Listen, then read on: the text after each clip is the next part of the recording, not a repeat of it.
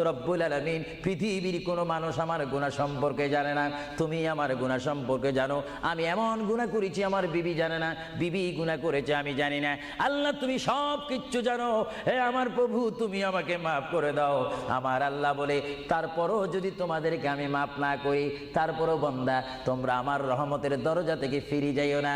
আমি তোমাদেরকে হুকুম দিচ্ছি, ওয়ালাউ আন্নাহুম ইয যালামু আনফুসাহুম জাউকা, বান্দারে যদি গুনাহ করে ফেলো আমার রহমত থেকে মুখ ফিরিয়ে তুমি চলে যাইও না।